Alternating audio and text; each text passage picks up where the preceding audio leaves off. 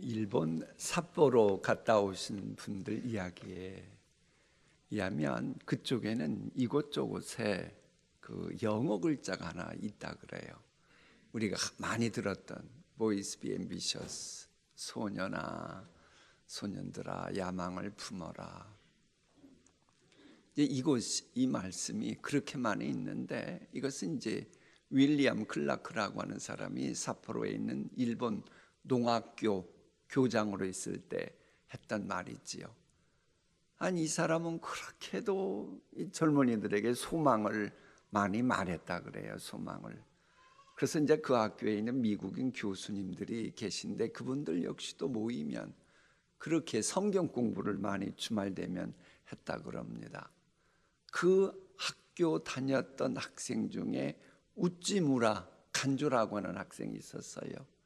이 우찌무라 간조는 일본이 경제 대국을 만들고 메이지 유신 100주년 맞이했을 때에 결정적으로 일본에 공헌했다고 하는 바로 그런 기독교 인사입니다. 그분이 한 이야기 역시 소망 이야기합니다. 인간 세상에서 가장 아름다운 말이 있다면 그건 바로 소망이다. 소망을 말하지 않는 종교는 종교도 아니다. 그럼 같은 종교인데도 어떤 종교가 우월하냐? 그건 그 종교가 소망에 대해서 얼마나 많이 말하고 높이 가치를 부여하느냐에 따라서 종교의 우열이 갈라진다. 그런 측면에서 소망을 그렇게도 말하는 기독교야말로 으뜸되는 종교 중에 종교다. 이제 그런 말을 해요. 그러니까 시작부터 보면 소망을 말하는 분위기 속에서 자란 사람이 이렇게 소망을 이야기하고, 그러면서 그렇게 무지막지했던 일본 사람들이 지금은 세계에서 가장 매너 있는 나라로 소문이 났죠. 여러분 혹시 그런 경험 안 해보셨어요? 제가 영국에 있을 때 유럽 쪽에 이제 뭐 학교 모임도 있고 그럴 때에 비행기를 타고 가잖아요.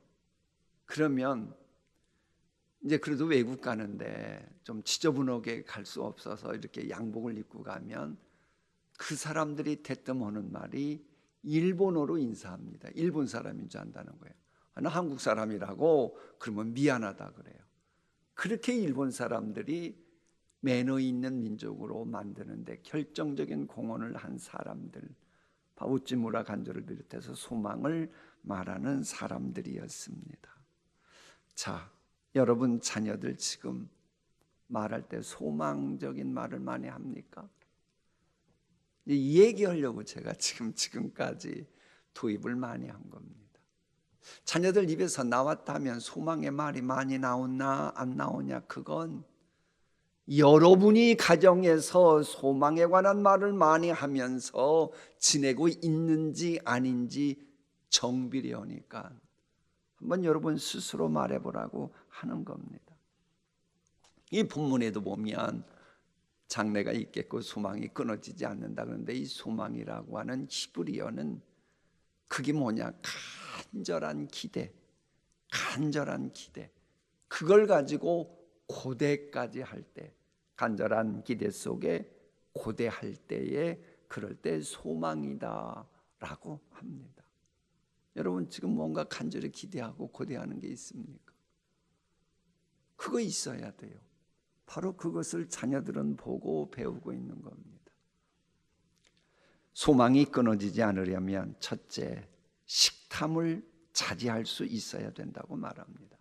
이 오늘 읽게 될 말씀 보면 관원이란 단어가 나와요. 관원이 누군가?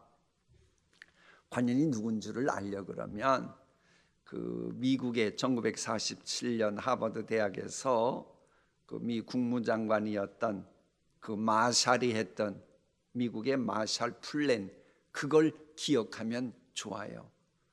여러분 이 마샬이라고 하는 말은 실은 사람 이름이지만 본래는 히브리어입니다. 히브리어로 마샬이 뭘 것 같아요? 눈치 있으라고 제가 지금 그러는 거예요. 지금 관원 얘기하잖아요. 관원. 마샬이 뭐예요? 관원이란 말이에요. 이 마샬이라고 하는 이 말은 본문에서 관원을 뜻하는데 통치하는 자, 지배하는 자, 그런 사람을 뜻하는 거예요. 그러니까 미국의 마샬 외교 정책이 나오게 된 것은 힘 있는 소련이, 그때 당시는 2차 세계대전 후니까 유럽 국가들을 하나씩 삼켜가고 공산화되는 것을 막기 위해서 그들에게 경제적으로 특별히 혜택을 주기로 한, 그래서 무려 그때 당시 돈으로 1억 달러를 그쪽에 투자한 겁니다. 그러니까는 요즘 1억 달러도 엄청나지만 2차 세계대전 그 오랜 전에 1억 달러를 엄청 투자한 겁니다. 그걸 막으려고 그랬던 거거든요. 그러니까 여기서 말하는 관원과 함께 먹을 때에 네가 식탐이 있느냐? 그럼 목에 칼을 두라는 거예요.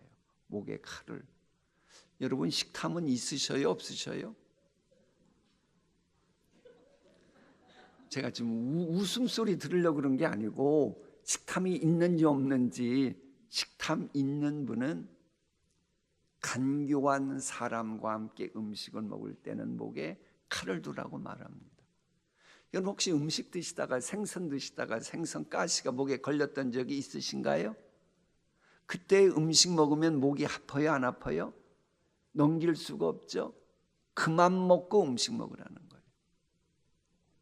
상대방이 맛있는 거 음식 대접했다고 무조건 냠냠 드시지 말고, 상대방이 악한 사람이라고 하는 판단이 선다면 한 입 한 입 먹는 것도 개걸스럽게 드시지 말라고 하는 겁니다.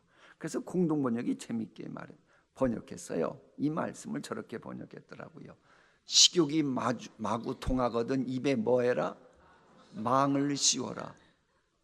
저게 공동번역 성경에 저렇게 나와 있다니까요. 이 그만큼 내 소망이 끊어지지 않고 열매 맺는 것과 관련해서는 이 악한 사람과 음식을 먹을 때는 음식 먹는 것도 조심해야 된다고 말하는 겁니다.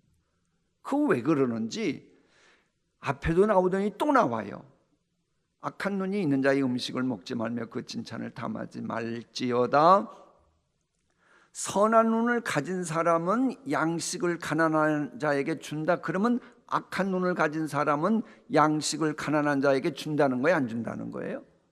안 준다는 거예요. 그럼 생각해 보라는 거예요. 악한 인간들은 내가 갖고 있는 걸 남에게 주는 법이 없는데, 아니 그 악한 인간이 웬일인지 이 사랑하는 아들아 너에게 지금 주려고 하고 있다? 그럼 뭔가 이유가 있다는 거예요. 뭔가 꿍꿍이 속이 있다고 하는 겁니다. 순수한 의도가 아니라는 거예요. 그러니 순간 이건 이상한 사람이란 판단이 있으면 음식 먹으면서 오늘 냠냠 맛있게 먹었다 그럴 생각을 아예 하지 말라고 하는 겁니다. 이런 눈치채지 못하면 조금 먹은 것도 토하겠고, 시간 지나서 그랬는데 그걸 모르면 네가 먹었던 것으로 인해서 오히려 불쾌감을 느끼게 된다라고 하는 겁니다. 그러니까 이것을 정리하면 그래요.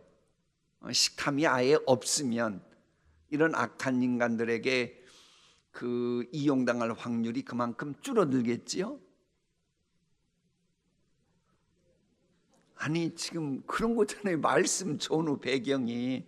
그러니까는 여러분 식탐 너무 주시옵소서 그러지 말고 몸에 건강할 만큼만 음식 좋아하게 하소서, 이런 특이한 기도 제목을 주고 있어요. 둘째, 소망이 끊어지지 않으려면 부자 되기에 애쓰지 말라는 말씀이 나와요.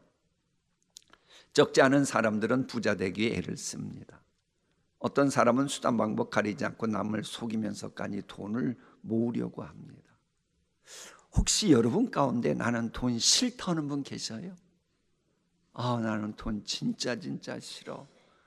나는 진짜 돈을 길가에 있는 돌처럼 많은 분 계셔요? 한번 손들어 한번 봐주실래요? 안 계시네. 그런데 이 남녀노소 무론하고 인간들은 기본적으로 돈을 좋아한다고 합니다. 근데 여러분, 부자가 되면 좋아요, 나빠요? 우리 셀라는 별로 안 좋은가 봐요. 대답들이 없어요. 아니, 부자면 헌금도 많이 오고 선교도 많이 하고 불쌍한 사람 마음껏 도와주고 어디가 설 때도 부자니까는 막 그 1억을 탁 내놓을 수도 있고. 아멘은 뭘 한 분도 안 계시네. 여러분이 수조 되면 1억 정도 할 수도 있지. 왜 아멘 안 해요? 아멘 해야 여러분이 못 돼도 여러분의 자손이라도 그런 부자 나올 거 아닙니까? 그거 분명 유익한 거예요. 아니, 성경에 봐도 하나님이 마음에 드니까는 다윗을 엄청난 거부 만드셨잖아요. 솔로몬의 부귀영화요? 그거 빌 게이츠도 비교도 못할 만큼 엄청난 부자 소리 듣는 사람은 솔로몬이하고 다윗입니다. 아니, 물로 아브람, 이삭, 야곱 하나님이 거부 만들어 주셨잖아요. 그런데 왜 성경은 부자 되기 애쓰지 말라고 하는 걸까요? 내가 애쓴다고 부자 되는 게 아니고 하나님이 부자 만들어 주어야 부자 된다고 하는 것을 알고 자꾸 하나님보다도 인간적으로 부자 되기에 애쓰지 말라고 하는 그런 이야기입니다. 부하려는 자들은 시험과 울무와 여러 가지 어리석고 해로운 욕심에 떨어지나니. 왜 부하려고 자꾸 애쓰면 마귀가 가만 안 두니까 그 사람으로 파멸과 멸망에 빠지게 된다. 돈을 사랑하며 일만하게 뿌리가 되나니 이것을 탐내는 자들은 미혹을 받아 믿음에서 떠나 많은 근심으로 자기를 찔렀도다. 왜 부자 되기 애쓰다 보면 저렇게 잘못되는 줄 압니까? 하나님이 부자 되도록 은혜 주시고 또 하나님이 비전 주시면 그때 내가 뭐 돈을 벌기 위해서 막 노력하고 애를 쓰고 뭐 주식 투자를 한다 그래도 누구 말만 듣고 하지 말고 그 본인이 직접 연구하고 책도 뒤져보고 그럴 때 뭔가 좀 그나마 가능성이 있는 거지. 무조건 인간적으로 그러지 말라는 겁니다. 왜 그러는지 저 말씀이 있습니다. 한 사람이 누굴 섬기지 못한다고요? 두 주인 섬기지 못한다니 혹 이를 미워하고 저를 사랑하거나 혹 이를 중히 여기고 저를 경히 여김이라 너희가 하나님과 재물을 겸하여 섬기지 못하느니라. 인간에게는 총량의 법칙이 있다고는 알고 있죠. 심리학자들도 그렇게 말합니다. 총량의 법칙이 있대요. 그래서 마음속에 사랑이라고 하는 감정이 꽉 차면 미워하는 감정은 그만큼 없다는 겁니다. 줄어든다는 겁니다. 사람 마음속에 있는 감정의 총량의 법칙이 있습니다. 그냥 어떤 분이 막 갑자기 분노를 터뜨리고 아니 저분 왜 그래? 아니 저럴 사람이 아니잖아. 그런데 왜 그러는 거예요? 그동안 그에게 분노가 쌓이다가 더 이상 총량의 법칙대로 감당 못하니까는 속에 있는 게 터져 나온다는 거예요. 우리 마음도 그렇습니다. 하나님 사랑하는 것으로 채워지면 재물을 겸하여 주인으로 섬길 수가 없는 겁니다. 그런데 잘 보세요. 사람은 총량의 법칙에 의해서 결국 사람 마음속에 있는 게 이제 나오는데 하나님은 눈에 보여요? 안 보여요? 하나님은 눈에 안 보여요. 재물은 눈에 보여요? 안 보여요? 눈에 보입니다. 그러니까 이런 얘기도 있잖아요. 참 부끄러운 얘기인데 어떤 기독교인들 모임에서 이야기하는데요. 어떤 분은 그 사이에도 막 휴대폰으로 주식 투자하기 위해서 할까 말까 막 고민했다고 하는 얘기를 그걸 지켜본 분이 듣고 저한테 그 얘기 직접 해주더라고요. 그러니까 이게 지금 분위기 파악도 안 되고 막 그렇게 되는 거예요. 왜? 하나님은 보이지 않고 돈은 눈에 보이고 그러므로 마음속에 그게 들어가 있으면 당연히 하나님을 섬길 수 없고 하나님을 섬기지 못하니 만복에 구는 대신 하나님이 복 주실 리가 없고 그러니 소망이 끊어지지 않으려면 부자 되기 애쓰지 마라. 하나님 마음에 합하면 하나님이 재물 얻을 능을 주면 내가 별것 아닌 것 같아도 해도 하나님은 그게 복이 되게 하신다. 셋째, 소망이 끊어지지 않으려면 언어 생활이 지혜로워야 합니다. 이 본문 말씀은 그거예요. 이제 솔로몬이 사랑하는 자식에게 주는 거잖아요. 이 소망을 가지고 끊어지지 않고 앞으로 계속 나가려면 탄력이 붙어야 되는데, 소망에 탄력이 붙어야 되는데, 구체화되는데 헛수고는 제발 하지 말라는 겁니다. 헛수고가 뭐냐? 본문은 미련한 자에게 지혜로운 말을 하는 것이 헛수고라는 거예요. 그러니까 미련한 사람에게는 아무리 네가 정성을 쏟고 아이고 그래도 친구인데 아유 그래도 고등학교 친구인데 아유 그래도 뭐가 뭐 우리 뭔데, 미련한 사람은 어떤 이유건 아름다운 말을 해도 아무런 소용이 없다고 하는 겁니다. 그래서 아예 그런 사람은 교만한 사람이라고 말합니다. 이런 사람은 지혜로운 말을 한들 결국은 자신의 탐욕 관점에서 해석하기에 지혜로운 말을 해도 시간 지나면 그런데요. 아이 지가 친구면 친구지 왜 그런 말을 나한테 해? 그런다는 거, 업신여긴다는 거예요. 그게 예수님도 같은 말씀하셨습니다. 거룩한 것을 개에게 주지 말며 너희 진주를 돼지 앞에 던지지 말라. 그들이 그것을 발로 밟고 돌이켜 너희를 찢어 상하게 할까 염려하라. 그러니 여러분이 아무리 아름다운 말을 해도 나름대로 그 말 그저 합니까? 기도하면서 하고 지혜 짜가며 하지요. 그런데 상대방은 미련해가지고 그걸 발로 밟고 도리어 그 말은 여러분을 찢어 상하게 할 생각을 갖게 된다는 거예요. 그러니 이 미련한 자에게는 아름다운 말 하지 말라. 아무리 말해봤자 그때는 경청하는 것 같아도 시간 지나면 말짱 도루묵이 된다. 그것이 저 말씀이에요. 의의 도를 안 후에 받은 거룩한 명령을 저버리는 것보다 알지 못하는 것이 도리어 그런 악인들에게는, 미련한 사람에게는 낫다. 왜? 그런 인간들은 잠든 속담에 이르기를 개가 그 토했던 것에 돌아가고 돼지가 씻었다가 더러운 구덩이에 도로 누웠다. 그렇게 하는 말이 응해지는 그런 인생들이기 때문이라고 하는 겁니다. 또 이 말씀 듣고 나서 미련한다고 생각되는 사람은 개 돼지 같은 인간아 그런 말은 제발 하지 마시고요. 저건 비유컨대 그랬다라고 하는 겁니다. 그러니까는 지혜로운 사람에게 조언을 해주라고 하는 겁니다. 여러분 간직한 아름다운 말도 그렇게 해야 여러분의 소망이 끊어지지 않고 탄력 붙는데 도움되니까요. 그럼 이제 교회에서 이 목사님들이나 혹은 구역에서 구역장님이나 그분들이 올바른 말을 막 그냥 날린다. 그건 여러분을 미련한 자로 본 거예요? 지혜로운 자로 본 거예요? 그러니까는 나는 그 설교 듣고 난 구역장의 말씀하는 거 듣고 시험 들었다. 그 말이 돼야 안 돼요? 왜 시험 들어보셨어요? 어쨌거나 성경은 그래요. 미련한 자에게는 지혜로운 말 하지 말라는 겁니다. 자, 소망이 끊어지지 않을 것을 확신하는 사람에게는 특징이 있습니다. 이제 지금 연말이 되고 그러다 보면 자꾸 다른 가정하고 비교를 해요. 다른 집 자식, 다른 집 남편, 다른 집 아내, 다른 사람의 생업과 자꾸 내 생업 이런 식으로 비교를 하는데 소망이 끊어지지 않는 사람의 특징은 비교하지 않습니다.